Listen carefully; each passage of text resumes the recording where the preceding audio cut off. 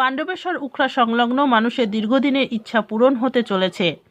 বৃহস্পতিবার চূড়ান্ত নকশা নিয়ে পরিদর্শন করলেন রেলের আধিকারিক এবং বিধায়ক নরেন্দ্রনাথ চক্রবর্তী। পাণ্ডবেশ্বর উখড়া সহ বিভিন্ন এলাকায় মানুষের নাভিশ্বাস ছিল রেলগেটকে নিয়ে। হাজার হাজার মানুষের মাথা ব্যথার কারণ হয়ে দাঁড়িয়েছিল এই রেলগেট। হাসপাতাল থেকে কোনো জরুরি কাজে যাবার সময় রেলগেট বাধা হয়ে দাঁড়াতো।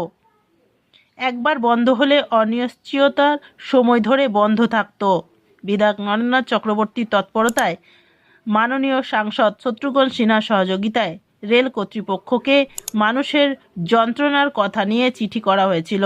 বেশ কয়েক বছর ধরে কথাবার্তা চলার পর বৃহস্পতিবার চূড়ান্ত নকশা নিয়ে পরিদর্শন করলেন রেলের আধিকারিকগণ।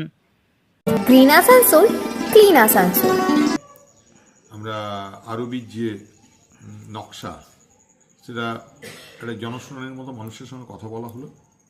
আসলে উখড়ার এলাকার মানুষের দীর্ঘদিনের চাওয়া পাওয়া রেল ওভারব্রিজ। মানুষ রেলের যানজটে আটকে থাকে, মানুষ কষ্ট পায়, অ্যাম্বুলেন্স আটকে যায়।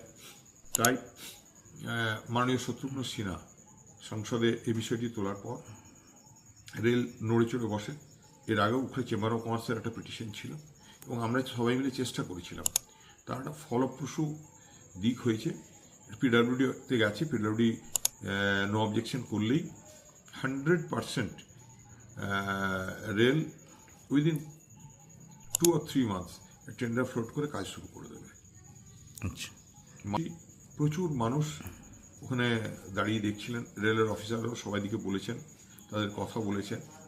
আমরাও খুব খুশি, আমরা এর সঙ্গে আছি। বলেছি যে কোনো প্রতিকূলতার আমরা সঙ্গে আছি। মানুষের প্রয়োজনে, উখড়ার উন্নয়নে এটা খুব একটা ভালো কাজ। আমরা মাননীয় শত্রুঘ্ন সিনহাকে ধন্যবাদ জানাবো।